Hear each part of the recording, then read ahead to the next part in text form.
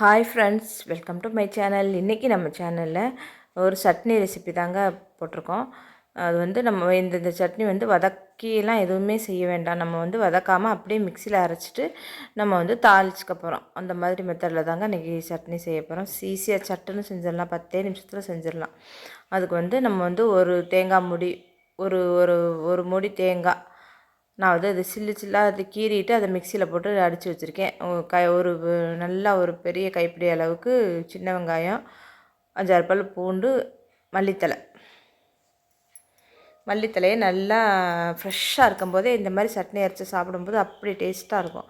நல்லா கழுவிடணும், மண் இல்லாமல் நம்ம நல்லா 3-4 தரம் நல்லா கழுவி எடுத்துக்கணும். தேங்காயோட வெங்காயம், பூண்டு எல்லாம் சேர்த்துக்கணும். இதில் வந்து நம்ம சின்ன நல்ல பச்சை கலராகவே வேணும் அப்படின்னா நம்ம பச்சை மிளகா கூட சேர்த்துக்கலாம். ஆனால் பெரியவங்களுக்குலாம் பச்சை மிளகா ஒத்துக்காது இல்லையா, அதனால் நம்ம முடிஞ்ச வரைக்கும் வரமிளகாயை சேர்த்து செய்யலாம். அதே மாதிரி புளி வந்து ஒரு சின்ன நெல்லிக்காய் சைஸுக்கு கம்மியாக தான் போட்டிருக்கேன். ஏன்னா இந்த புளி அப்படி புளிக்குது எங்கள் வீட்டு புளி. அதனால் வந்துட்டு நான் வந்து கொஞ்சம் புளியை கொஞ்சம் குறைச்சி தான் போட்டிருக்கேன். கொஞ்சம் இனிக்கிற மாதிரி உள்ள புளியாக இருந்தால் இன்னும் கொஞ்சம் கூட சேர்த்துக்கலாம்.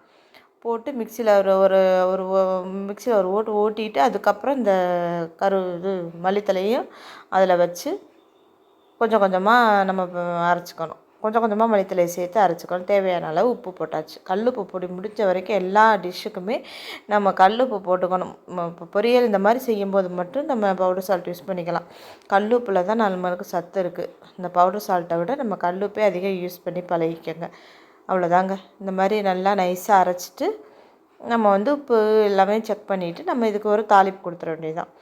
என்ன கடுகுளுந்தம் பருப்பு தான், கடுகுளுந்தம் பருப்பு மட்டும் போட்டு கருவேப்பிலை போட்டு நம்ம தாளித்து இதில் சேர்த்துக்கணும். உளுந்தம்பருப்பு, கடுகு, கருவேப்பிலை சேர்த்து நம்ம நல்லா மிக்ஸ் பண்ணிவிட்டு இட்லி தோசைக்கு வச்சு சாப்பிடும்போது அப்படி ஒரு டேஸ்டியாக இருக்குங்க. ஃப்ரெஷ்ஷான ஒரு மல்லித்தலை, கண்டிப்பாக கருவேப்பிலை சட்னி, மல்லி சட்னி இதெல்லாம் இந்த மாதிரி நம்ம பச்சையாகவே சேர்த்துக்கிட்டோம்னா அவ்வளோ உடம்புக்கு நல்லது. புதினா சட்னி இது 3மே நம்ம வந்து பச்சையாக சேர்த்துக்கிறது தான் நல்லது உடம்புக்கு. நம்ம எவ்வளோக்கு எவ்வளோ இதெல்லாம் நம்ம வதக்குறோமோ அவ்வளோக்கு எவ்வளோ அதில் உள்ள சத்தெல்லாம் போயிடும். அதனால் முடிஞ்ச வரைக்கும் நீங்கள் இந்த மாதிரி பச்சை சட்னியாகவே அரைச்சி வதக்காமே அரைச்சி, அது மாதிரி சின்ன வெங்காயத்துலேயே அவ்வளோ சத்து இருக்குது. அதனால் சின்ன வெங்காயம் சேர்த்து செய்யுங்க. இந்த சட்னி செய்யும்போது இந்த மாதிரி பச்சையாக அரைக்கும்போது நம்ம முடிஞ்ச வரைக்கும் சின்ன வெங்காயம் சேர்த்து செஞ்சோம்னா நல்லா டேஸ்டி சூப்பராக இருக்கும். அதனால் புதினா சட்னி, மல்லி சட்னி, கருவேப்பிலை சட்னி இது எல்லாமே வாரத்தில் ஒரு முறை செஞ்சு சாப்பிடுங்க. உடம்புக்கு அவ்வளோ நல்லது. இரும்பு சத்து நிறைய அதில் எல்லாம் இருக்குது. Okay friends, thank you.